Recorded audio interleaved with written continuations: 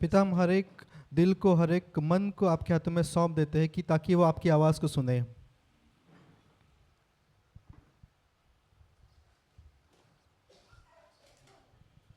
Jesus is coming. यीशु मसीह आ रहा है, Amen, amen. Very soon he's coming. बहुत जल्दी वो आ रहा है। And with the signs that are going on, it's very evident that it's very soon. और जो कुछ चिन्ह हम इस संसार में देख रहे हैं वो हमें बता रहा है कि यीशु मसीह बहुत जल्दी आने वाला है। Amen, amen. Amen. So be ready. तो तैयार रहिए।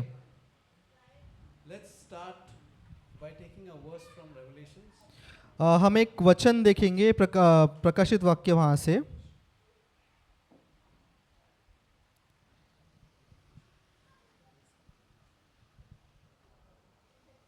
So I'll just give you the context. I'm not going to be explaining Revelations to you. मैं आपको थोड़ा सा उसके बारे में बताऊंगा, कॉन्टेक्स्ट बताऊंगा आपको। पूरा प्रकाशित वाक्य विषय में मैं आपको अभी नहीं बता रहा हूँ, But you can look around and you can see how the world is turning. लेकिन आप आपके आजू बाजू में देख सकते हो कि संसार किस प्रकार से वो बर्ताव कर रहा है। There is confusion, there is anger, bitterness, hatred all around. गुस्सा है, नफरत है, गड़बड़ हम लोग देख रहे हैं चारों ओर। But those who believe in Jesus, they are at peace. लेकिन जो यीशु मसीह पर विश्वास रखते हैं वो शांति में हैं। They are not dependent on people. वो किसी मनुष्य पर निर्भर नहीं करते। They look unto the Lord and they are at peace. वो परमेश्वर की ओर देखते हैं और वो शांति से रहते हैं। So we'll go to Revelations 13. हम जाएंगे प्रकाशित वाक्य उसका 13वां अध्याय। Now I'll just give you the context. Over here, the Bible is talking about the end times. तो यहाँ पर मैं आपको थोड़ा कॉन्टेक्स्ट बताना चाहूँगा। तो यहाँ पर बाइबल जो है वो अंत के दिनों के विषय में बताती है। It's talking about Satan, who is the dragon, तो यहाँ पर बाइबल शैतान के विषय में बताती है जो ड्रैगन है, and that he will send two of his messengers. They are known as the beasts. और वो उसके दो लोगों को भेजेगा जिसको यहाँ पर बीस्ट, पशु करके बोला है। There's a first beast and there's a second beast. एक पशु है और एक दूसरा पशु है। Okay. So this is just the reference to it, and we'll straight away get into verse 16. और हम जाएंगे वचन 16, प्रकाशित वाक्य 13 उसका 16। ओके, हम पढ़ेंगे 16 से। उसने छोटे बड़े, धनी कंगाल, स्वतंत्र दास सबके दाहिने हाथ या उनके माथे पर एक एक छाप करा दी। Further 17। That's it. Okay, So it says in English, he causes all, both small and great, rich and poor, free and slave, to receive a mark on their right hand or on their foreheads. तो यहाँ पर बता रहा है कि उसने सब छोटे बड़े, धनी या कंगाल, उनके सबके दाहिने हाथ पर या माथे पर एक छाप दी। Okay, now a lot of different types of interpretations have taken place around the world. और इसका बहुत सारे लोगों ने अलग अलग मतलब निकाला है। Like some people say that there will be a chip that will be inserted into your hand or into your forehead. That is what the Antichrist will do. और कुछ लोग ऐसा समझते हैं कि इसका मतलब ये है कि जो मसीह विरोधी जब आएगा तो वो किसी हाथों में या फिर आपके मस्तक में वो चिप को डालेगा, And that is how he will control the people. और इस प्रकार से वो लोगों पर नियंत्रण करेगा। I'm not saying no and I'm not saying yes to it. तो इस चीज के लिए मैं हाँ भी नहीं बोल रहा हूँ और नहीं भी नहीं बोल रहा हूँ। I have a different way of looking at this verse. मेरा एक अलग दृष्टिकोण है इस वचन को देखने के, वचन की ओर। I'm not looking at the physicalities of this verse. इस वचन के जो शारीरिक रूप से क्या दर्शाता है मैं उसको नहीं देख रहा, But to understand it in a better way, लेकिन उसको सही तरीके से समझने के लिए I'm going to take you to another verse. मैं एक दूसरे वचन की ओर आपको लेके जाऊंगा। So let's go to Exodus. हम जाएंगे निर्गमन sorry. And again, the same chapter number and the same verse number. So 13, 16. उसका फिर से 13 और 16, निर्गमन 13 और उसका 16। Isn't it a coincidence that the chapter number and the verse number is the same? क्या ये कोइंसिडेंस है कि अध्याय और उसका वचन दोनों समान है? But it's just a coincidence, nothing to make out of it. ज़्यादा कुछ सोचने की ज़रूरत नहीं, कोइंसिडेंस है कि केवल एक योगायोग है। Let's read 13:16. तो हम पढ़ेंगे निर्गमन 13 उसका 16। तुम्हारे हाथों पर एक चिन्ह सा और तुम्हारे भौहों के बीच टीका सा ठहरे, क्योंकि यहोवा हम लोगों को मिस्र से अपने हाथों के बल से निकाल लाया है। It says, "It shall be as a sign on your hand and as a frontlets between your eyes, for by the strength of the hand of the Lord, the Lord brought us out of Egypt." तो परमेश्वर ने उसके हाथों के बल से हम उन लोगों को मिस्र से निकाल लाया, ऐसा वचन कह रहा है। The same two parts of the body is mentioned in Revelations 13:16 and in Exodus 13:16. वही शरीर के दो भाग जो प्रकाशित वाक्य 13:16 में लिखे हैं, वही भाग यहाँ पर हम देखते हैं निर्गमन 13:16 में लिखे हैं, मतलब हाथों के विषय में और माथे के विषय में। So how did the Israelites respond to this? तो इज़राइल के लोगों ने इसके लिए क्या प्रत्युत्तर दिया, क्या प्रतिसाद दिया? So they made something which Jesus referenced, called as phylacteries. तो उन्होंने वो चीज़ फिलैक्टरीज करके जो यीशु मसीह ने कहा उसका उपयोग किया। Now what is a phylactery? तो ये फिलैक्टरी क्या है? So it's a small, like a box, तो एक छोटा बॉक्स होता है on which they used to write Yahweh. जिसके ऊपर वो याहवे लिखते थे। Inside there was a small compartment. उसके अंदर एक छोटी जगह होती थी उस बॉक्स के अंदर। They would take a verse from the word of God और वो क्या करते थे कि परमेश्वर के वचन से कोई एक वचन लेते थे and write it on a very thin strip of paper. और एक कागज के एक छोटी सी पेज पर वो वचन को लिखते थे, Whatever material they used to use at that या फिर time. उस समय जो कुछ भी मटेरियल वो उनके पास उपलब्ध होगा To उसका उपयोग करके वो वहाँ पर लिखते थे And they used to insert it in that box. और उसको वो उस बॉक्स के अंदर डालते थे। That box had a leather kind of a string. और उसको लेदर जो है चमड़े की एक स्ट्रिंग थी, एक धागा था। They used to insert that box on the top of the head or somewhere near the forehead. तो वो क्या करते थे कि उसको वो सिर के ऊपर माथे पर वो लगाते थे They used to tie it around the head. और वो जो चमड़े का जो धागा था उससे वो उसके सिर पर बांधते थे। And the leather part would be rolling all around their arms. They would roll it all around their arms. और वो क्या करते कि चमड़े का जो वो धागा था वो नीचे उतर के उनके हाथों को वो लपेटता था। You can take a look on Google and see what a phylactery, how does it look like today also. तो आप देख सकते हैं गूगल में जाके फिलैक्टरी क्या है, आज भी वो कैसे दिखता है। But their point was that we are putting the word of God on the head in front of between your eyes, and they are wrapping it around the hand. तो वो उसका मतलब क्या था कि वो परमेश्वर का जो वचन था वो डब्बे में डाल के माथे के ऊपर रखते थे और जो चमड़े का जो धागा था उसको वो हाथों पे लपेटते थे। In response to this verse which says, "It shall be as a sign on your hand and as frontlets between your eyes." तो वो क्यों करते थे? क्योंकि यहाँ जो वचन में लिखा है निर्गमन 13:16 में कि वो तुम्हारे लिए तुम्हारे हाथों पर एक चिन्ह और तुम्हारे भौं के बीच में टीका के समान रहे। But that's not really what God meant, तो परमेश्वर ने सच में ऐसा ही करने के लिए नहीं कहा था, because then there happened to be a competition between people about how much more verses you could put into that box. क्योंकि ये वचन को केवल लिटरली समझ के लोगों ने क्या किया, उनके बीच में कंपटीशन थी और लोग ये करते थे उस डब्बे में कितने से ज़्यादा मैं वचन लिख के रख सकता हूँ। And they would make that box broader. और वो क्या करते थे कि वो जो बॉक्स था उसको बड़ा और बड़ा कर रहे थे। And that is what Jesus was saying that to the Pharisees, that you make your phylacteries broad, but really nothing is coming out of your heart. और इसीलिए यीशु मसीह ने कहा कि तुम जो तुम्हारी फिलैक्टरी है, जो डब्बा है, उसको बड़ा कर रहे हो, उसमें वचन तो डाल रहे हो लेकिन तुम्हारे दिल में कुछ नहीं है। And what actually is God trying to say through this verse? तो परमेश्वर को सच में इस वचन के द्वारा क्या कहना है? See, this was given to them after they came out of Egypt, and when the law was given to them. So the law became the word of God at that moment for Israel. तो ये तब परमेश्वर ने उनको दिया कि जब Israel के लोगों ने मिस्र को छोड़कर जब उन्हें वचन दिए हुए देश में प्रवेश कर रहे थे, तब परमेश्वर ने उनको जो बताया वो उनके लिए परमेश्वर के नियम बन गए। So all the commandments was the word of God for Israel at that moment. तो जो कुछ परमेश्वर उनको कहा वो परमेश्वर के नियम बन गए इज़राइल के लिए उस समय। And that is exactly how they took that, okay, the word of God has to be in front of, between my eyes, on my forehead, as well as wrapped around my hand. और इसीलिए जब परमेश्वर उनको ये कहा था निर्गमन 13:16 में, तो उन्होंने उसको एक नियम के रूप में लिया, एक व्यवस्था के रूप में लिया कि परमेश्वर ने ऐसे कहा है, इसीलिए मैं उस डब्बे में वचन को लिख के मेरे माथे पर रखूंगा और उसके धागे को मेरे हाथों पर लपेटूंगा।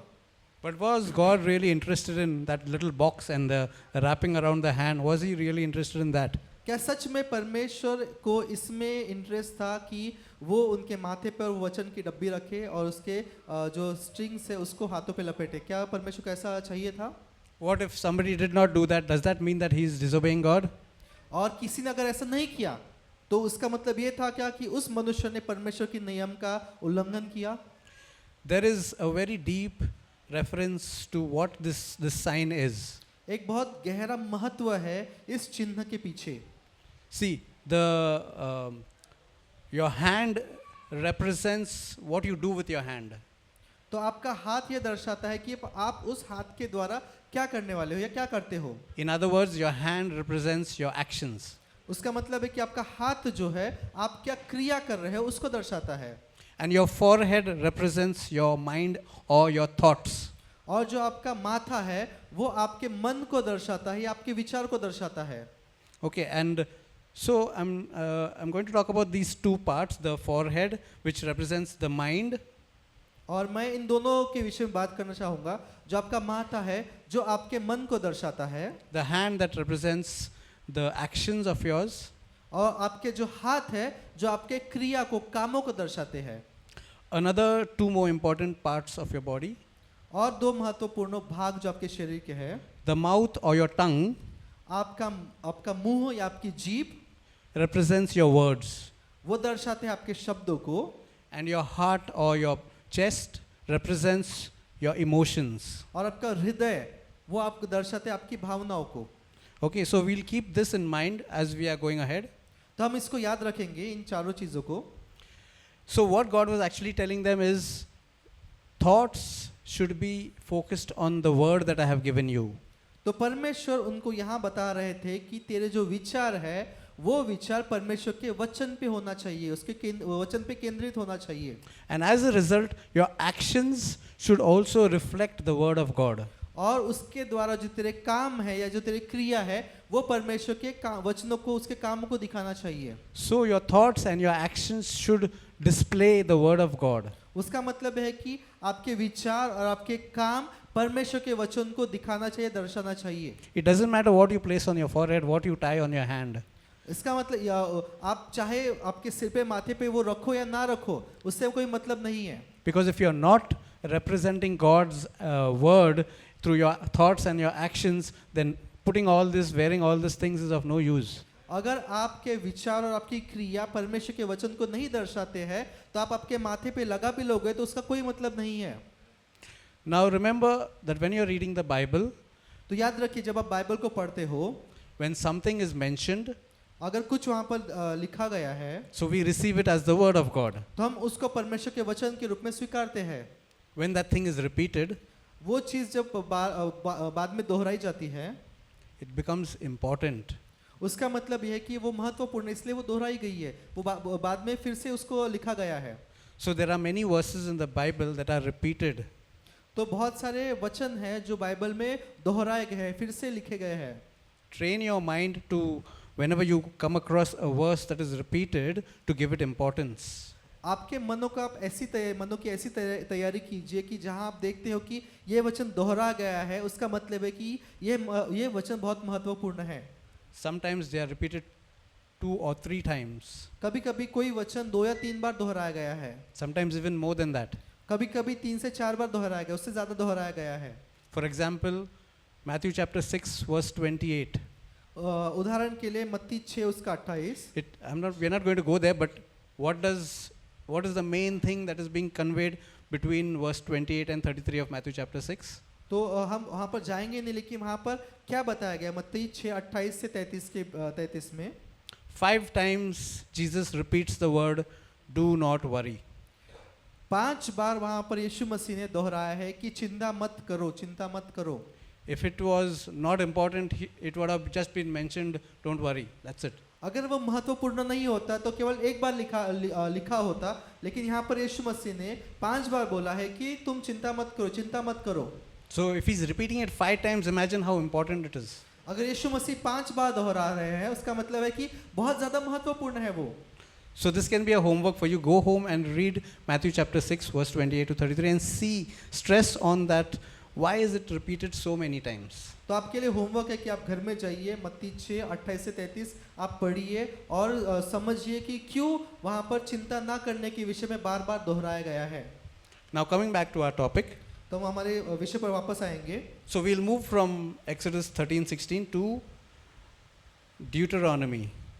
तो हम अभी जाएंगे व्यवस्था विवरण। And just give me a moment. We'll go to chapter 6. हम जाएंगे छठवां अध्याय। And we will read from verse 4 to 9. हम पढ़ेंगे 4 से 9। व्यवस्था विवरण 6वां अध्याय 4 से 9। हे इज़राइल सुन, यहोवा हमारा परमेश्वर है, यहोवा एक ही है। तू अपने परमेश्वर यहोवा से अपने सारे मन और सारे जीव और सारी शक्ति के साथ प्रेम रखना, और ये आज्ञाएं जो मैं आज तुझको सुनाता हूँ वे तेरे मन में बनी रहे, और तू इन्हें अपने बाल बच्चों को समझाकर सिखाया करना, और घर में बैठे मार्ग पर चलते लेटते उठते इनकी चर्चा किया करना, और इन्हें अपने हाथ पर चिन्ह के रूप में बांधना, और ये तेरी आंखों के बीच में टीके का काम कर दे, और इन्हें अपने अपने घर के चौखट की बाजुओं और अपने फाटकों पर लिखना। Did you notice verse 8? क्या आपने वचन 8 को ध्यान से पढ़ा? What does it say? क्या कहता है ये? You shall bind them as a sign on your hand, and they shall be as frontlets between your eyes. तो यहाँ वचन 8 कहता है कि तू उसे अपने हाथ पर चिन्ह के रूप में बांधना, और ये तेरी आंखों के बीच में टीके का काम करे। Same thing was what we just saw, Exodus 13 verse 16 is being repeated in this verse. जो चीज हमने निर्गमन 13-16 में पढ़ी, वही चीज यहाँ फिर से दोहराई गई है। That means it's important, right? उसका मतलब है कि महत्वपूर्ण है। Now let's go to Deuteronomy, 1 minute. Chapter 11. हम जाएंगे व्यवस्था विवरण उसका 11वां अध्याय। And we'll read from verse 18 to 23. हम पढ़ेंगे वचन 18 से 23। व्यवस्था विवरण उसका 11 अध्याय 18 से 23।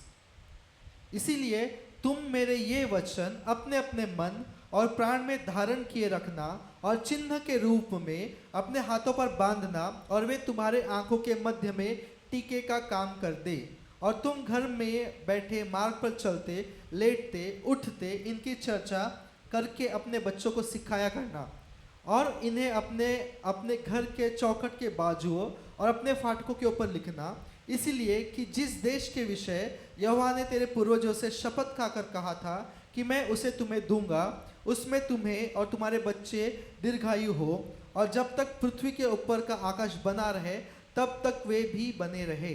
इसीलिए यदि तुम इन सब आज्ञाओं के मानने में जो मैं तुम्हें सुनाता हूँ पूरी चौकसी करके अपने परमेश्वर यहोवा से प्रेम रखो, और उसके सब मार्गों पर चलो और उससे लिपटे रहो। 23 ऑल्सो? Yes. ओके। वचन 23, तो यहोवा उन सब जातियों को तुम्हारे आगे से निकाल डालेगा, और तुम अपने से बड़ी और सामर्थी जातियों के अधिकारी हो जाओगे। Now in these verses, God is telling the Israelites that not to worry, you're coming into a new place. तो यहाँ पर परमेश्वर इज़राइल के लोगों से कह रहा है कि चिंता मत करो, तुम एक नई जगह पर जा रहे हो। You have enemies all around. तुम्हारे चारों ओर शत्रु होंगे। But fear not, because I am with you. पर चिंता मत करो, डरो मत, क्योंकि मैं तुम्हारे साथ हूँ। All I ask you is to keep my word between your eyes and bind them on your hand. केवल तुम एक काम करो कि जो मेरा वचन है वो तुम तुम्हारे माथे के ऊपर रखो और अपने हाथों से बांध दो। What does that mean? We just saw that. तो उसका मतलब क्या है? हमने अभी जस्ट देखा। That your thoughts and your actions should reflect God's word. उसका मतलब ये है कि आपके विचार और आपकी जो क्रिया है, आपके जो काम है, वो परमेश्वर के वचन को उससे दिखाना चाहिए। It will be a reminder for you, वो आपके लिए वो याद कराएगा वो, but it will be like a gospel for others. वो आपको याद करने के लिए होगा, लेकिन दूसरों के लिए वो एक सुसमाचार के रूप में होगा। And this is the command of God to the Israelites. और ये आज्ञा परमेश्वर ने इज़राइल के लोगों को दी। So again we see this thing repeated, that bind it on your hands and keep it as a hold it as a frontlet between your eyes. और फिर से हम यहाँ पढ़ते हैं कि वहाँ पर फिर से वचन कह रहा है कि अपने हाथों पे उसको बांध ले और अपने माथे पे उसको टीके के समान लगा। So I just told you that when things are repeated, its importance increases. तो जैसे मैंने कहा कि अगर एक चीज़ अगर दोहराई जाती है, बार बार दोहराई जाती है, उसका मतलब ये है कि वो चीज़ बहुत महत्वपूर्ण है। So we've already seen just now that 3 times in the Old Testament and 1 time in the New Testament, this thing has been repeated. तो हमने देखा कि पुराने नियम में 3 बार और नए नियम में 1 बार वही बात बार बार दोहराई गई है। What is it talking about? क्या कह रहा है वो? That your thoughts, your words, your actions should reflect God's word. उसका मतलब है कि आपके विचार, आपके शब्द और आपके काम परमेश्वर के वचन को दिखाना चाहिए। And when you do that, you are protecting your own self. I mean, God is protecting you, but you are allowing God to protect you. तो इससे क्या कर रहे हैं हम कि हम इसके द्वारा खुद को सुरक्षित रख रहे हैं। कैसे? हम परमेश्वर को परवानगी दे रहे हैं कि वो हमें सुरक्षित रखे, ऐसा करने के द्वारा। See, in verse 20 it says, and you shall write them on the doorposts of your house and on your gates. तो देखिए यहाँ पर लिखा है वचन 20 में, और इन्हें अपने अपने घर के चौखट के बाजुओं और अपने फाटकों के ऊपर लिखना। Now that might look like it's talking about the house. तो ये आपको लग रहा होगा कि पढ़ने के बाद में लग रहा होगा कि ये घर के विषय में लिखा होगा, But it's really talking about our heart. लेकिन सच में ये आपके हृदय के विषय में लिखा गया है। Because many times in the word you will find God saying, guard your heart. क्योंकि बहुत बार हम पढ़ते हैं कि परमेश्वर कहता है कि तेरे मन की तू रक्षा कर। Just as by writing God's word on the doorpost, you're guarding your house. अगर आप आपके घर के चौखट पे लिखते हो तो आप आपके घर की रक्षा कर रहे हो। So it's very important to understand that through the word of God you receive protection. तो आपको समझने की जरूरत है कि वचन के द्वारा हम सुरक्षा को प्राप्त करते हैं। Through the word of God you can you can guard your heart. वचन के द्वारा हम हमारे हृदय को, हमारे मन का हम उसकी रक्षा कर सकते हैं। Because your heart is all the time being attacked. क्योंकि आपका जो मन है उस पर लगातार आक्रमण होते रहता है, हमला होते रहता है। Who is attacking it? कौन उस पर हमला कर रहा है? It's not always Satan. हमेशा शैतान ही नहीं हमला करता, It's the world, the system of this world. ये संसार और इस संसार का जो सिस्टम है वो भी उस पर आक्रमण करता है, उस पर हमला करता है। The system of this world is always trying to influence your heart. जो इस संसार का जो नियम है और जो सिस्टम है वो आपके मन के ऊपर हमेशा आक्रमण करता रहता है। That's why you need to guard your heart. इसीलिए हमको हमारे मन की सुरक्षा करने की जरूरत है, उसकी रक्षा करने की जरूरत है। And how do you guard it? Through God's word. और हम कैसे करेंगे वो? परमेश्वर के वचन के द्वारा। So we need to make God's word real into our mind as well as into our heart. तो हमें परमेश्वर के वचन को हमारे मन में जीवित करना होगा, So that we don't forget it. कि हम उसके वचन को ना भूले। Anything that comes against the word, you can immediately recognize and you can fight against it. अगर कुछ भी परमेश्वर के वचन के विरोध में अगर आपके मन में आ रहा है तो आप उसको पहचान कर आप उसके विरोध में खड़े हो सकते हो। So the lie is always countered with the truth. तो जो झूठ है उसका विरोध हमेशा सत्य से हो सकता, उसका विरोध हमेशा सत्य से ही होता है। So by setting your mind and your heart on the word of God, तो जब हम हमारे मन को, हमारे दिल को परमेश्वर के वचन पर लगाते हैं, you are allowing truth to become real to you. तब हम सत्य को हमारे लिए जीवित करने देते हैं। And we are making the word of God of most importance in our lives. और उसके वचन को हम सबसे महत्वपूर्ण स्थान देते हैं। And that's exactly what God wants us to do. और यही परमेश्वर चाहता है कि हम ऐसा करें. And if you go to see when Adam and Eve were created, और हम जब देखते हैं कि जब परमेश्वर ने आदम और हवा को बनाया, other than the spoken word that was given to Adam, तो केवल मुख से बोले हुए शब्द के अलावा there was no written word for them.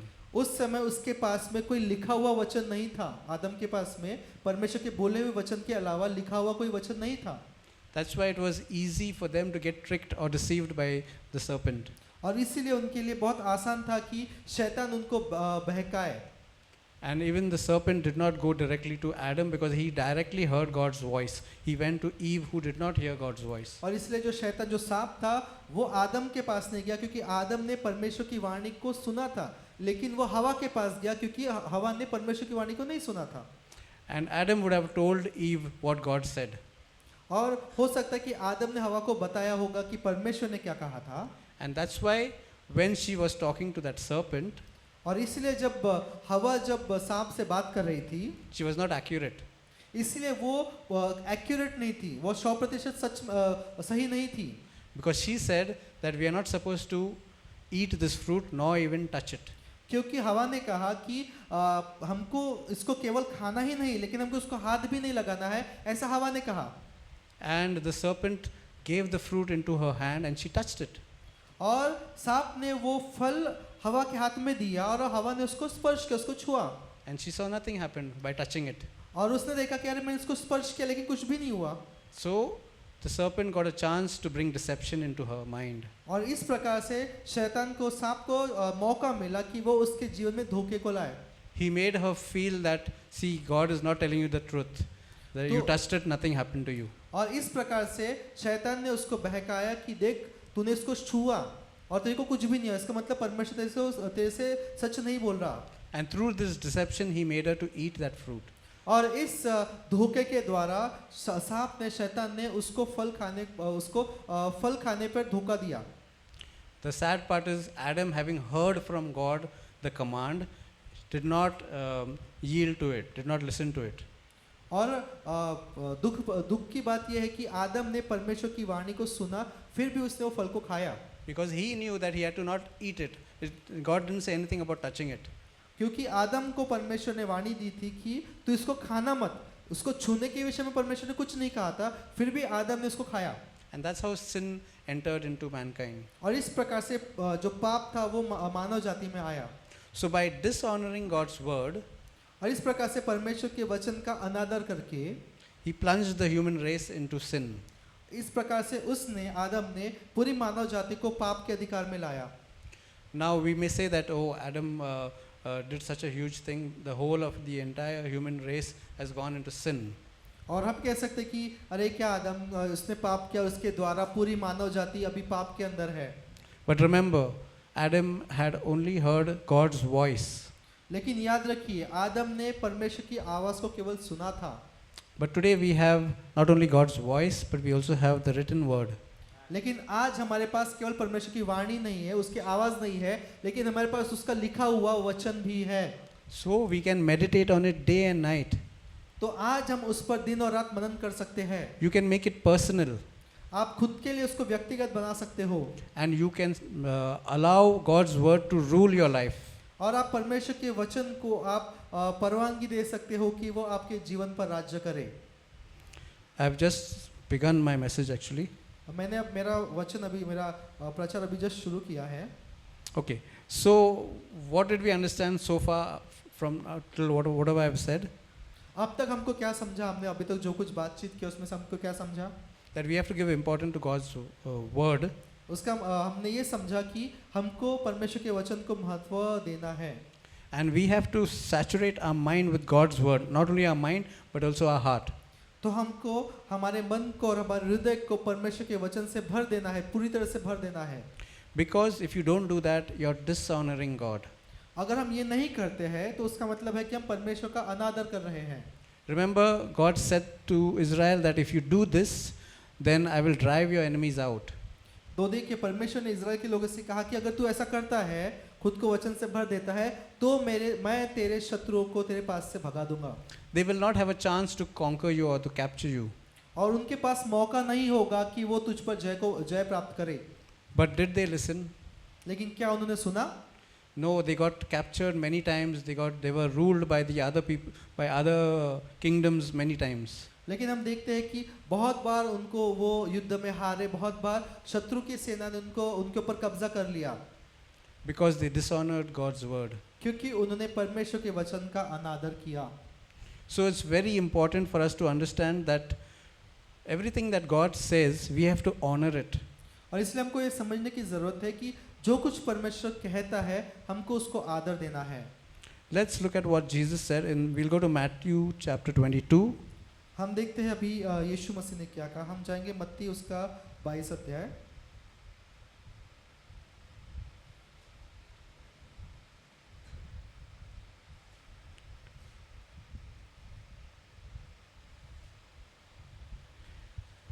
And we'll read verse 37 to 40.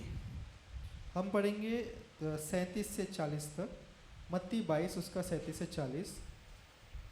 उसने उससे कहा, तू परमेश्वर अपने प्रभु से अपने सारे मन और अपने सारे प्राण और अपनी सारी बुद्धि से प्रेम रख। बड़ी और मुख्य आज्ञा तो यही है, और उसी के समान दूसरी यह भी है कि तू अपने पड़ोसी से अपने समान प्रेम रख।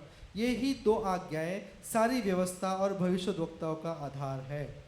So God has given you a commandment. Jesus has given you a commandment. तो यहाँ यीशु मसीह ने एक आज्ञा दी है। And he says, you shall love the Lord your God with all your heart, with all your soul, and with all your mind. तो यहाँ पर परमेश्वर हमको ये आज्ञा दे रहा है कि तू अपने परमेश्वर से सारे मन, सारे प्राण और सारी बुद्धि से प्रेम रख। Remember what I told you about whenever you hear the word heart, mind, mouth, tongue, and your hand. तो याद कीजिए जब मैंने शुरुआत में कहा था कि जो शरीर के जो भाग है, आपका हृदय, आपका मुख, आपके हाथ और आपकी जीभ। So these things are talking not about the physical things, but it's talking about our thoughts, our feelings, emotions, our actions, and whatever we feel, we can our emotions. तो ये आपकी भावना है, आपके विचार, आपकी कल्पना, आपका मन, उसके विषय में कहता है। And your tongue talks about your words.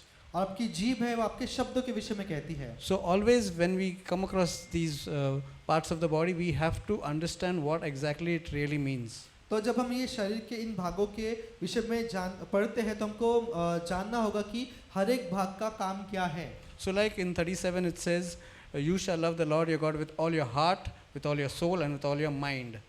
तो यहाँ पर कह रहा है कि तो अपने परमेश्वर से सारे मन, सारे प्राण और सारी बुद्धि से प्रेम कर। That means with all your thoughts and with all your emotions and feelings, you place God above everything else. उसका मतलब है कि तेरे सारे विचारों में, सारी भावनाओं से भी ऊपर तू परमेश्वर से प्रेम रख। That is where we need to, that is the place that we need to give to God's word. इस प्रकार से ये जगह हमको परमेश्वर को देनी होगी, परमेश्वर के वचन को देनी होगी। And through that you will be able to love God. और उससे आप परमेश्वर को प्रेम कर पाओगे। So that was the first and great commandment. तो ये सबसे बड़ी और मुख्य आज्ञा है। And what is the second?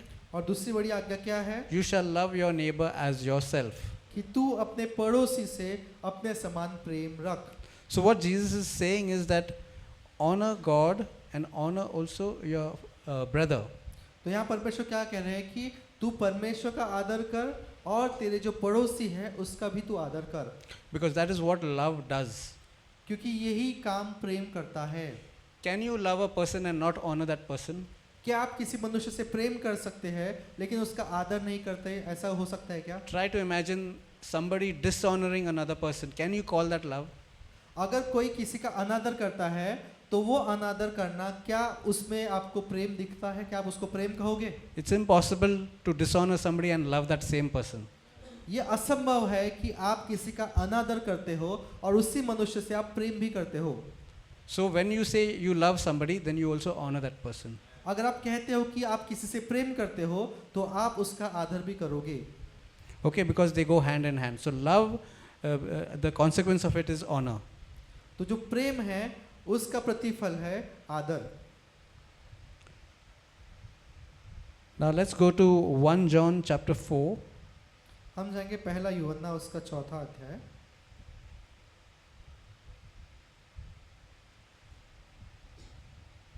And we'll read verse 20 and 21. हम पढ़ेंगे 20 और 21।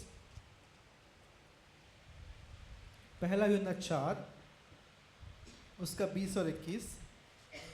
और यदि कोई कहे मैं परमेश्वर से प्रेम रखता हूँ और अपने भाई से बैर रखे तो वह झूठा है, क्योंकि जो अपने भाई से जिसे उसने देखा है प्रेम नहीं रखता तो वह परमेश्वर से भी जिसे उसने नहीं देखा प्रेम नहीं रख सकता। So verse 20 says, if someone says, I love God and hates his brother, he is a liar. तो यहाँ कह रहा है कि यदि कोई मनुष्य है जो कहता है मैं परमेश्वर से प्रेम रखता हूँ और अपने भाई से बैर रखता है तो या फिर नफरत करता है तो वो झूठा है। Straight away, God calls you a liar. तो परमेश्वर यहाँ पर उस मनुष्य को झूठा करके कह रहे हैं। You can't say, I love God and hate your brother. यहाँ पर आप नहीं कह सकते कि मैं परमेश्वर से प्रेम करता हूँ लेकिन मैं मेरे भाई से इस व्यक्ति से मैं नफरत करता हूँ, आप ऐसा नहीं कह सकते। Because you can see your brother with your eyes, you can hear him with your ears. क्योंकि आप आपके भाई को आंखों से देख सकते हो, आपके कानों से वो क्या कह रहा है वो सुन सकते हो। You may not see God with your eyes and hear God with your ears. पर परमेश्वर को आप आपके आंखों से नहीं देख सकते और आपके कानों से नहीं सुन सकते। So how can you say that I love God when you cannot see and hear, but you hate your brother whom you can see and hear? तो आप कैसे कह सकते हो कि जिस भाई को आप आपकी आंखों से देख सकते हो, जिस परमेश्वर का आप आपकी आंखों से नहीं देख सकते और उसको नहीं सुन सकते, आप उस परमेश्वर से प्रेम करते हो जो आपको दिखाई नहीं देता, फिर आप आपके भाई को जो आपको दिख रहा है उससे आप नफरत कैसे कर सकते हो? That is why verse 21 says, and this commandment we have from him, that he who loves God must love his brother also. इसलिए वचन 21 कहता है, उससे हमें यह आज्ञा मिली है कि जो कोई परमेश्वर से प्रेम रखता है वह अपने भाई से भी प्रेम रखे। The word must means it's compulsory. तो यहाँ पर जो इंग्लिश में मस्ट लिखा है उसका मतलब आपको करना ही है, It's not optional. आपके लिए ऑप्शन नहीं है। It's not that, oh, I have such a beautiful relationship with God, but I don't like this person. I don't want to love him. ये ऐसा नहीं है कि आप कहोगे कि मेरे परमेश्वर के साथ में बहुत अच्छा रिश्ता है लेकिन मुझे ये व्यक्ति पसंद नहीं है। I see that this kind of a behavior from this person, I cannot love that person. क्योंकि ये मनुष्य ऐसा ऐसा बर्ताव करता है इसलिए इस मनुष्य से मैं प्रेम नहीं कर सकता। That means you're a liar. अगर आप ऐसा कहते हो उसका मतलब आप झूठे हो। You don't love God, that means. तो उसका मतलब है कि आप परमेश्वर से प्रेम नहीं करते। Because if you love God, you will not be able to hate your brother. क्योंकि अगर आप परमेश्वर से प्रेम करते हो तो आप किसी व्यक्ति से आप नफरत नहीं कर सकते। And remember what I said, with love comes honor. और याद कीजिए मैंने जो कहा था कि प्रेम के साथ में आदर भी आता है। So if you love somebody, you also honor that person. अगर आप किसी से प्रेम करते हो तो आप उसका आदर भी करते हो। So I will also go on to say that if you love God, you will honor your brother. तो मैं और एक चीज कहना चाहूंगा, अगर आप परमेश्वर से प्रेम करते हो तो आप आपके भाई का आदर भी करोगे। So when you are dishonoring a person, तो जब आप किसी मनुष्य का अनादर कर रहे हो, you are saying that I don't love God. तो आप ये कह रहे हो कि मैं परमेश्वर से प्रेम नहीं करता। It's very clear. ये बहुत स्पष्ट है। That is why honor has a very important role in our lives. और इसलिए आदर का बहुत बड़ा महत्व है हमारे जीवन में। We have to honor one another, हमको एक दूसरे का आदर करना है, and especially those who are leaders over you or who are in charge of you. और बहुत जो आपके ऊपर जो इंचार्ज है या फिर आपके जो लीडर है उनका आपको आदर करना है। And it's very important that first place of your honor goes to God. पहली आदर की जगह है वो परमेश्वर को जानी चाहिए। Without that, nothing will fall in place. अगर वो आदर आप परमेश्वर को नहीं दोगे तो बाकी की चीजें काम नहीं करेगी। Because you have a lot of priorities in life. क्योंकि आपके जीवन में बहुत सारी चीजें हैं। But does God's word have any place in your life? लेकिन क्या उस बहुत सारी चीजों में क्या परमेश्वर के वचन को या परमेश्वर को कोई जगह है? If you are not honoring God's word, अगर आप परमेश्वर के वचन का आदर नहीं कर रहे हैं, you will not reap the benefits of His promises, what the word promises. तो जो वचन जो प्रतिफल देता है उस प्रतिफल को आप प्राप्त नहीं करोगे। We'll go to Romans chapter 12. हम जाएंगे रोमियो उसका 12 अध्याय। and we'll see verse 10. Romeo 12 अध्याय उसका वचन 10 पढ़ेंगे।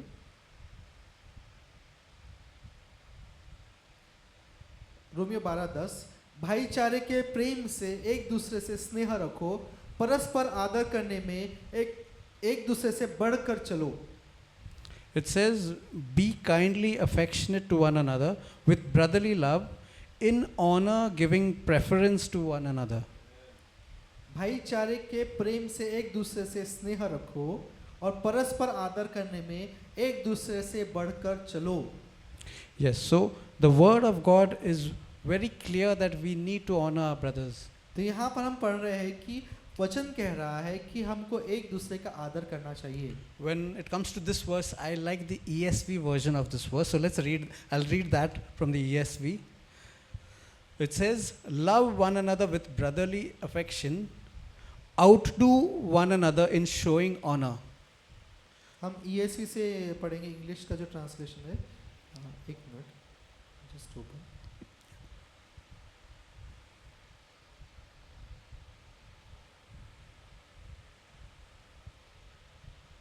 Okay, so I want you to focus your attention on the second part. It says, outdo one another in showing honor. तो यहाँ पर जो ESV जो ट्रांसलेशन है इंग्लिश का, उसका जो दूसरा भाग है इस वचन का, वो कहता है कि एक दूसरे का आदर करने में तुम एक दूसरे के आगे बढ़ो, एक दूसरे से तुम ज्यादा आदर करो। कोई आदर कर रहा है, उससे बढ़कर तुम आदर करो। It's like we know that we don't need to compete with one another. इसका मतलब ये नहीं कि आप एक दूसरे से आप तुलना कीजिए कि मैं इसका ज्यादा आदर करूंगा। But in this regard, you can actually outdo another person. लेकिन यहाँ पर ऐसा बता रहा है कि अगर कोई एक प्रकार का आदर करता है तो आप उससे बड़ा आप आदर कर सकते हो। How can I honor you more? मैं आपको कैसा और ज्यादा आदर दूं? It is personal between you and that person, but you can think in that sense. ये वो आपके और उस व्यक्ति के बीच में व्यक्तिगत होगा, लेकिन आप सोच सकते हैं कि मैं कैसा ज्यादा तौर पर उस मनुष्य का आदर करूं। So imagine the importance God is giving to the honoring of your brothers. तो देखिए परमेश्वर कितना महत्व दे रहा है कि भाई बंधुजनों में हमको कितना आदर दिखाना चाहिए एक दूसरे का। We'll go to Philippians chapter 2.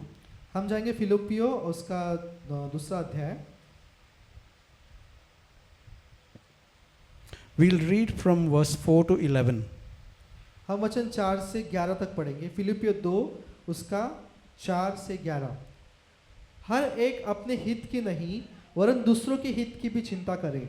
जैसा मसीह यीशु का स्वभाव था वैसा ही तुम्हारा भी स्वभाव हो, जिसने परमेश्वर के स्वरूप में होकर भी परमेश्वर के तुल्य होने को अपने वश में रखने की वस्तु न समझा, वरन अपने आप को ऐसा शून्य कर दिया और दास का स्वरूप धारण किया और मनुष्य की समानता में हो गया और मनुष्य के रूप में प्रकट होकर अपने आप को दीन किया और यहाँ तक आज्ञाकारी रहा कि मृत्यु, हाँ क्रूस की मृत्यु भी सह ली। इस कारण परमेश्वर ने उसको अति महान भी किया और उसको वह नाम दिया जो सब नामों में श्रेष्ठ है, कि जो स्वर्ग में और पृथ्वी पर और पृथ्वी के नीचे है वे सब यीशु के नाम पर घुटना टेके और परमेश्वर पिता की महिमा के लिए हर एक जीव अंगीकार कर ले कि यीशु ही प्रभु है। Okay, I'll read it in English. Let each of you look not only to his own interests, but also to the interests of others.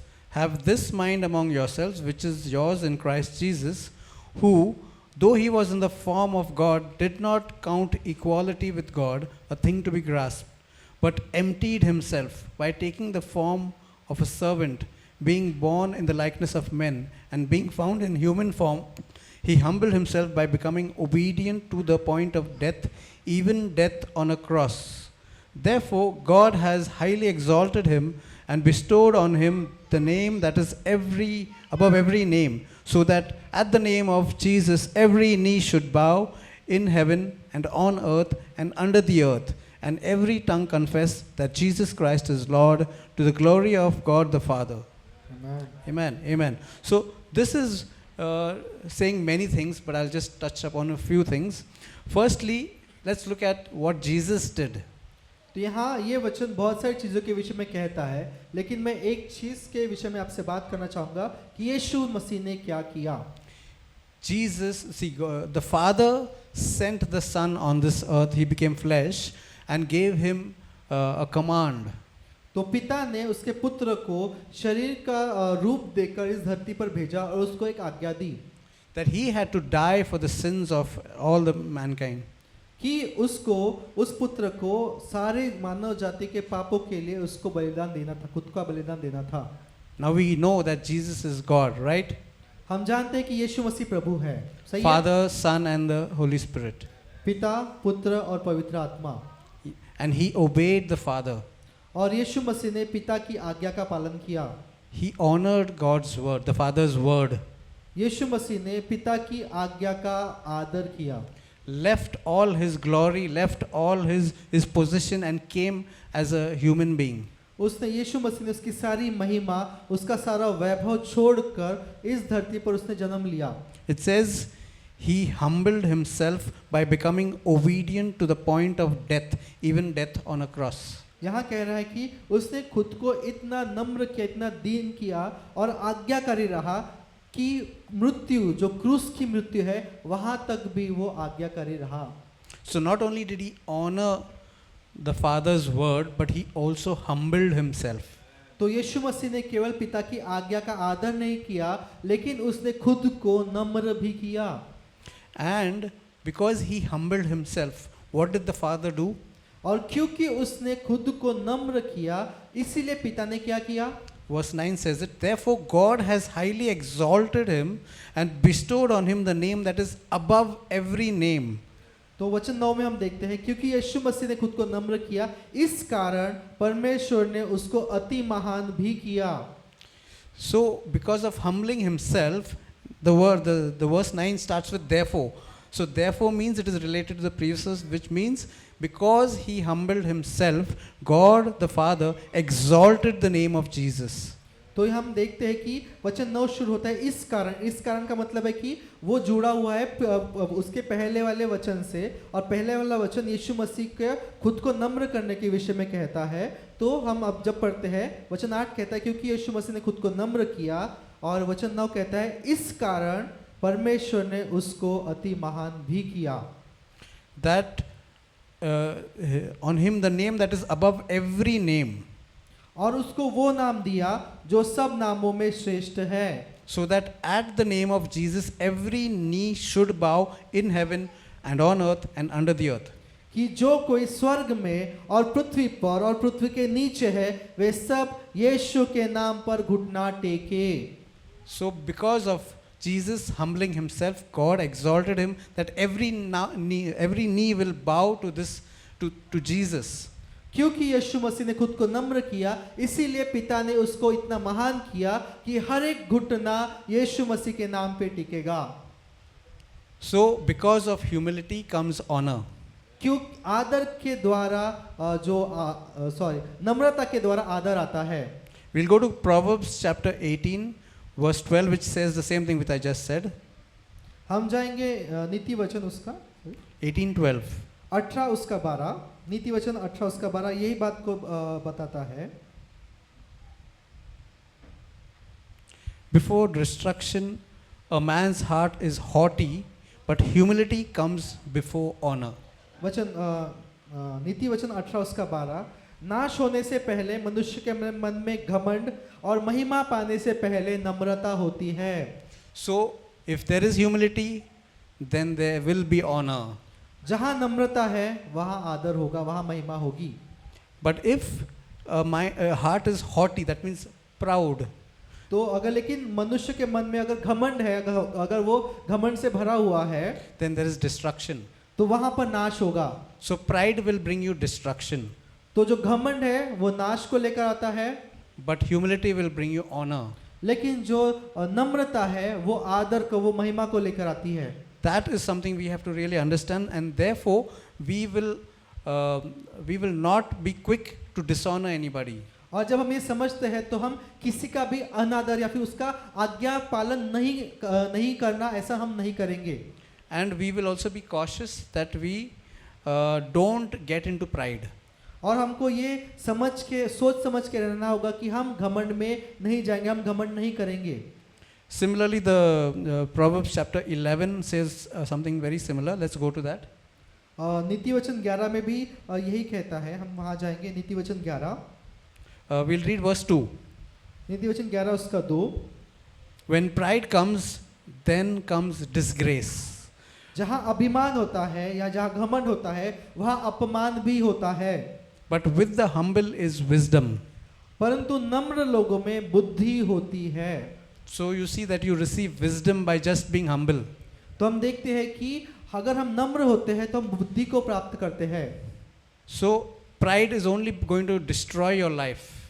जो घमंड है, घमंड के द्वारा आपके जीवन का नाश होगा।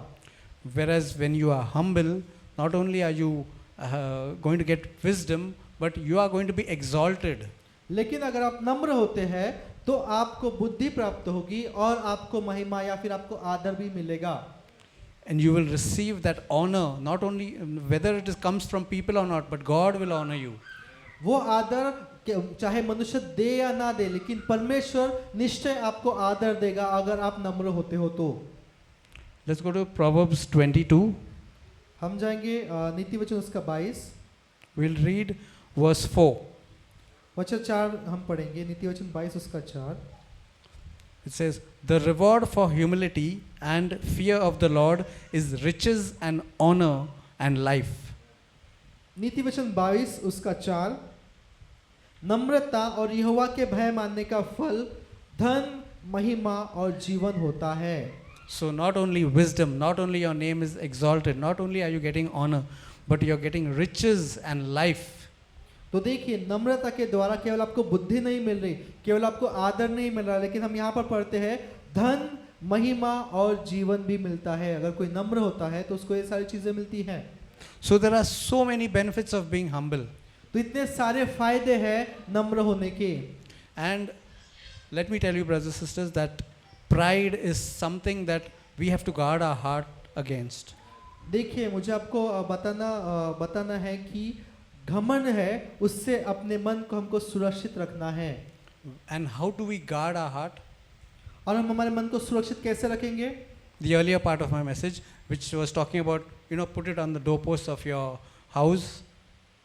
और ये जो हमने शुरुआत में जो हमने बात बताया था कि आपके दिल के दरवाजे पर आपके उसको वचन को रखना है। So the word of God needs to be applied on, and that will help you to guard your heart. परमेश्वर का वचन आपका मदद करेगा कि आप आपके मन की सुरक्षा करो। So for example, whatever verses I have mentioned today, you can take those verses home and meditate upon it. तो जो कुछ हमने आज जो वचन लिया, आप उसको लेकर उसका नोट करके आप घर पे जाकर उसका अभ्यास कर सकते हो, उस पर मनन कर सकते हो। So when you are doing that, what are you doing is nothing but you're guarding your heart. तो जब आप ऐसा कर रहे हो तो आप क्या कर रहे हो? आप आपके मन की सुरक्षा कर रहे हो। Because almost every day you will have opportunity to operate in pride. क्योंकि हर दिन आपको ये मौका मिलेगा कि आप घमंडी हो गया, घमंड में भरकर आप काम करो। But what will protect you?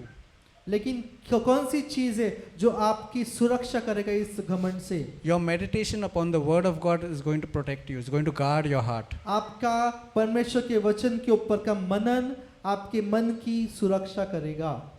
So it's very important. That's why so many times it has been repeated that tie your hands and put it as a frontlet between your eyes is nothing but to keep your thoughts and your actions filled with through the word of God.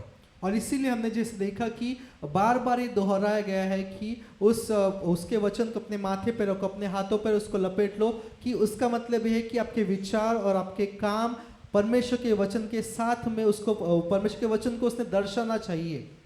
So it's not a light matter.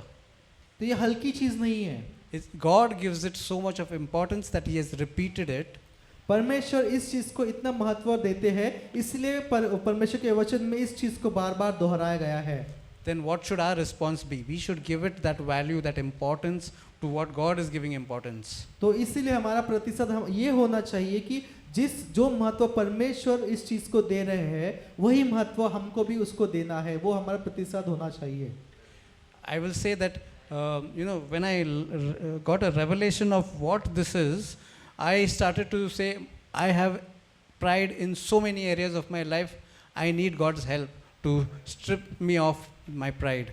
जब इस वचन का मुझे प्रकाशन मिला तब मुझे पता चला कि कितने सारे जीवन के कितने सारे क्षेत्रों में मेरे अंदर घमंड है और मुझे परमेश्वर की सहायता की ज़रूरत है कि ये घमंड को मैं बाजू में करूँ, Because it's not going to happen in 1 second. क्योंकि ये चीज़ एक सेकंड में नहीं होने वाली। Constant meditation on God's word will help you slowly strip off that pride. परमेश्वर के वचन पर लगातार मनन वो धीरे धीरे करके आपके इस घमंड को आपके जीवन से निकाल देगा। I will symbolize it to like an onion, and you're peeling off that onion. मैं इस चीज़ को एक प्याज के रूप में दर्शाना चाहूँगा कि जैसे हम प्याज को उसको खोलते हैं, उसको साफ करते हैं, तो हम उसके एक एक उसके लेयर है उसको निकालते जाते हैं। And when you are doing that, yes, you will get tears in your eyes. हाँ, जब आप उसको खोल रहे हो, जो उस प्याज को आप खोल रहे हो, तो आपके आंखों में पानी आएगा, आंसू आएगा। The same thing happens when you're being stripped of all the pride that is there in your life. उसी प्रकार से जब आपके जीवन से आपका जीवन से घमंड निकाला जाता है तो आपकी आंखों में हो सकता है आंसू आए। And that is exactly what the purpose of it is. It's, yes, it is hurting to be stripped of pride, but it is beneficial. यही तो उसका उद्देश्य है कि आपका जब घमंड आपके जीवन से निकाला जा रहा है तो आपका तकलीफ हो रही है, लेकिन वो तकलीफ आपके ही फायदे के लिए है। So we just need to yield to God and say, God, I need your help. I can't do this by myself. I need your help to strip me of all this pride. तब हमको परमेश्वर के पास जाने की ज़रूरत है, कहने की ज़रूरत है कि परमेश्वर मेरी मदद कर, कि मैं खुद से इस घमंड को नहीं हटा सकता, आप मेरी मदद कीजिए कि ये घमंड मेरे जीवन से दूर हो जाए। Your word can help me do that. आपका वचन मेरी मदद कर सकता है। It may not happen in 1 day or in 1 month's time. It may happen years and years it may take, but at least you've started the process. ये एक दिन में, एक महीने में, एक साल में नहीं हो सकता, हो सकता है कुछ कई साल लगे, लेकिन आपने शुरुआत तो की है आपके घमंड, आपके जीवन से घमंड निकालने की। As you get more and more sensitive to the Spirit helps you to identify which areas you have pride in. जैसे जैसे आप परमेश्वर की आत्मा के प्रति संवेदनशील होते हैं तो आपको पता चलता है कि जीवन के किस क्षेत्र में आपके घमंड भरा हुआ है। And sometimes we don't even realize that in certain areas we have pride. और कभी कभी हमें पता भी नहीं होता कि जीवन के किसी क्षेत्र में हमारे अंदर घमंड भरा है।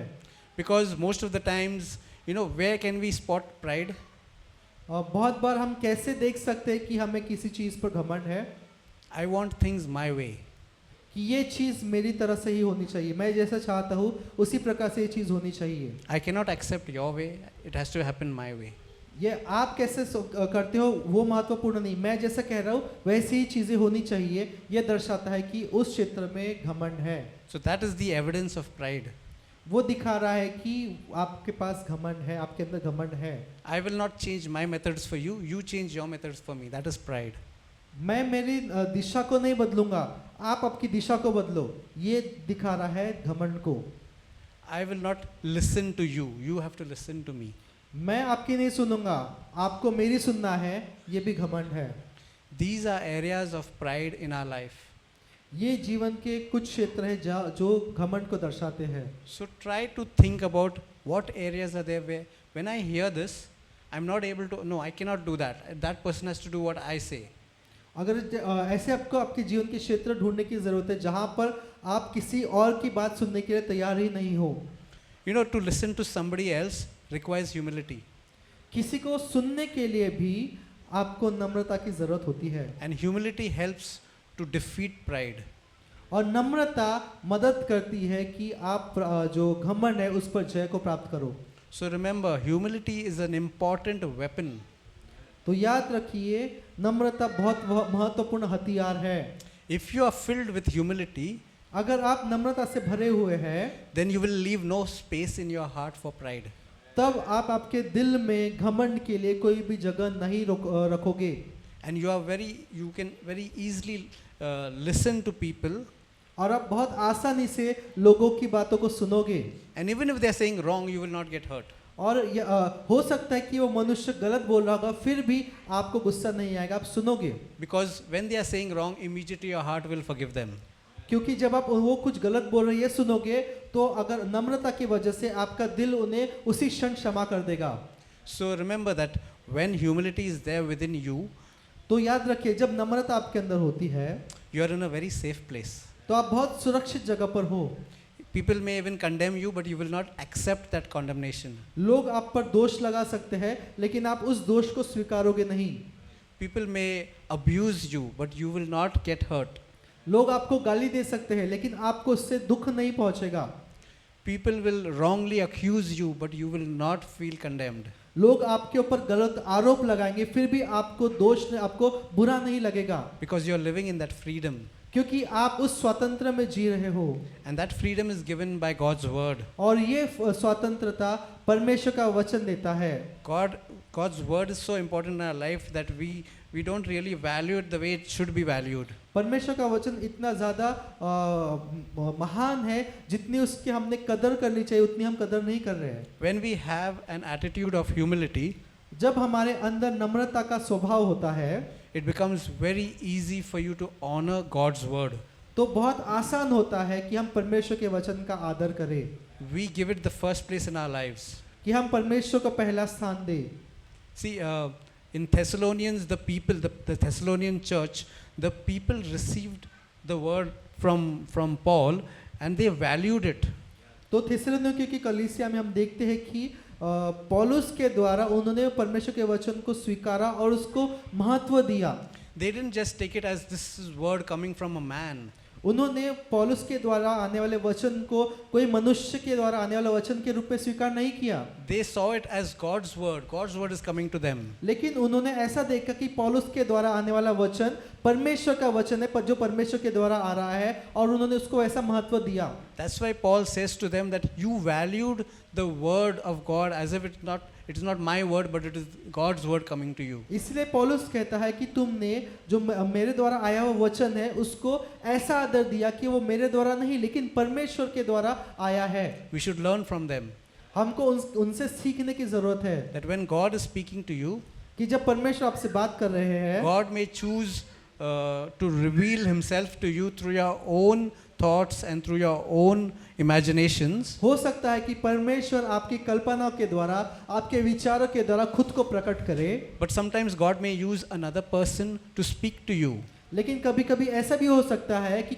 परमेश्वर किसी और मनुष्य के द्वारा आपसे बात करे। But if you have closed your heart to that person, then you will not be receiving God's word. लेकिन अगर आपने खुद को उस मनुष्य के लिए बंद कर दिया है, तो परमेश्वर जो आपसे बात करना चाहता है उस मनुष्य के द्वारा आप वो स्वीकार नहीं कर पाओगे। It's like you're closing the door to God's word. इसका मतलब यह है कि आप परमेश्वर के वचन के लिए खुद के दरवाजों को बंद कर रहे हो, And you're not allowing God's word to enter into your life. और परमेश्वर के वचन को आप परवानगी नहीं दे रहे हो कि वो आपके जीवन में प्रवेश करे। That's why it's important to be humble, to have humility, to be able to receive through any person what God wants to say to you. इसीलिए नम्रता की बहुत ज़रूरत है कि कोई भी मनुष्य अगर कुछ परमेश्वर की बातें बोल रहा है तो आप उसको स्वीकार करें। So how can we apply this message into our lives? तो इस वचन जो आज का प्रचार हुआ है उसको हम हमारे जीवन में लागू कैसे कर सकते हैं? Identify the areas where you find, it's difficult for me to listen to this person. तो आपके जीवन के उन क्षेत्रों को आप देखिए कि ऐसे कौन से क्षेत्र है जहाँ पर आपके लिए बहुत कठिन होता है कि आप किसी और की बातों को सुने। It's difficult for me to honor this person. कि कठिन है आपके लिए कि इस मनुष्य का मैं आदर करूं। It's difficult for me to not judge somebody. कि मैं किसी मनुष्य का न्याय करना मेरे लिए कठिन हो रहा है। And I can only do it if I become humble. ये मैं सारी चीज़ें तब कर सकता हूँ अगर मैं खुद को नम्र करूँ तब।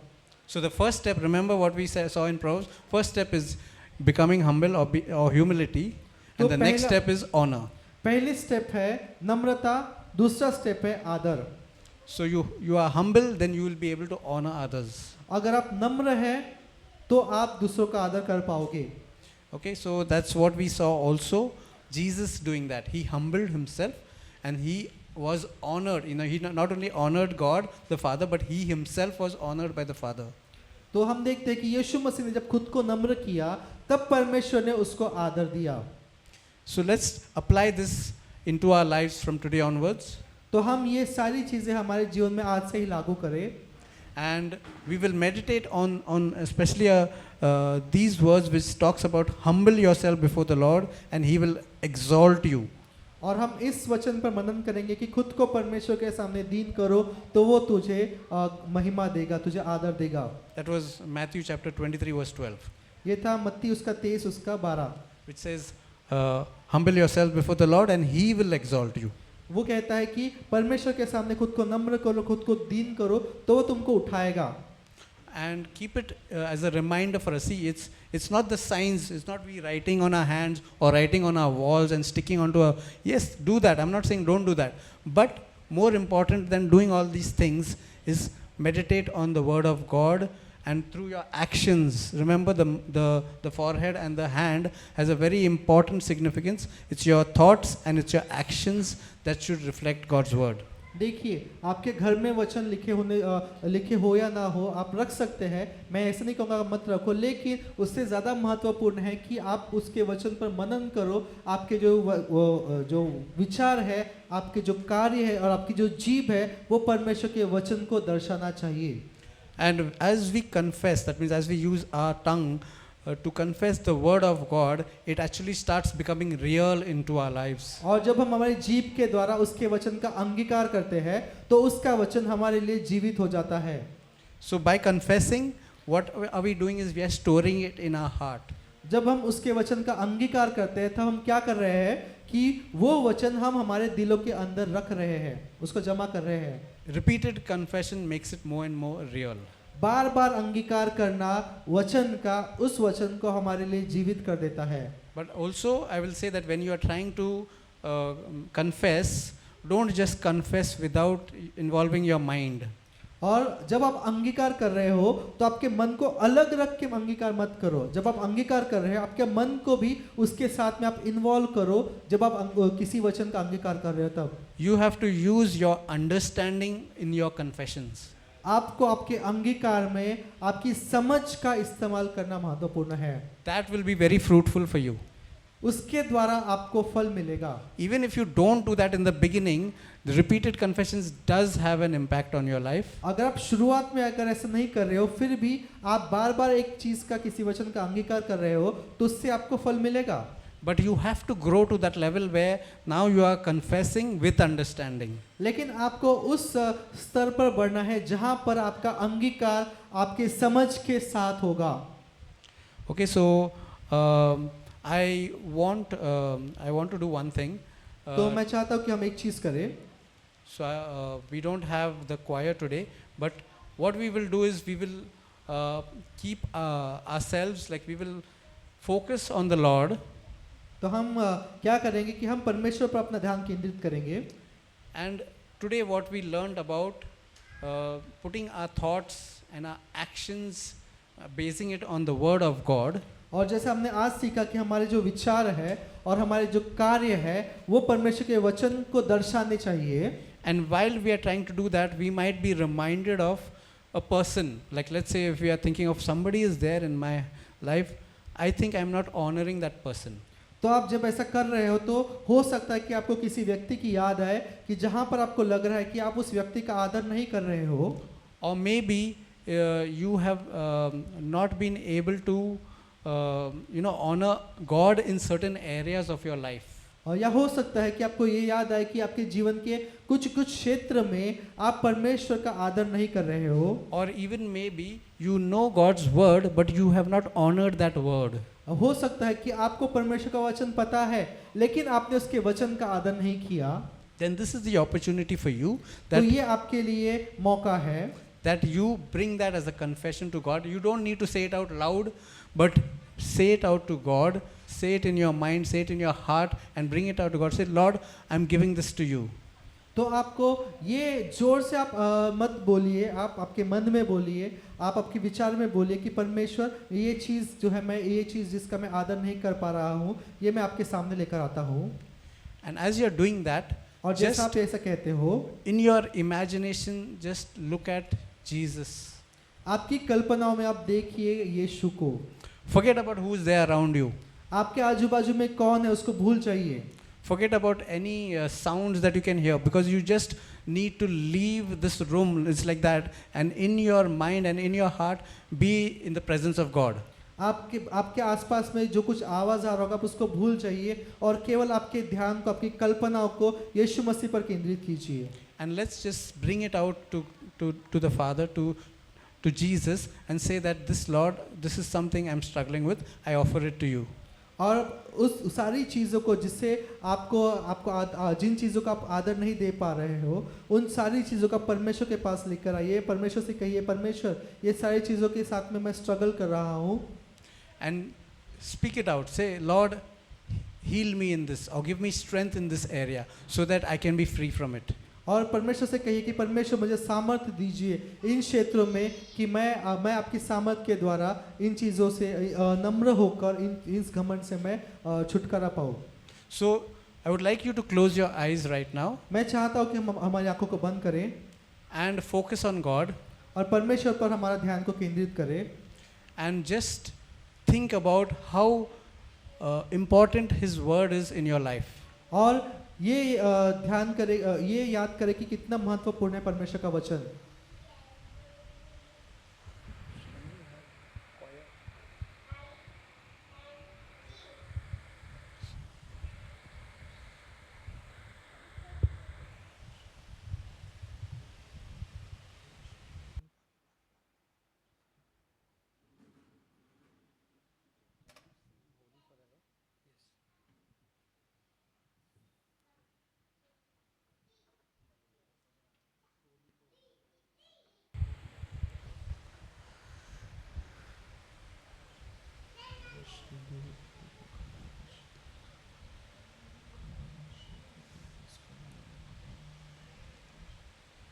Jesus is holy, यीशु मसीह पवित्र है. and sometimes we have not honored that holiness of Jesus.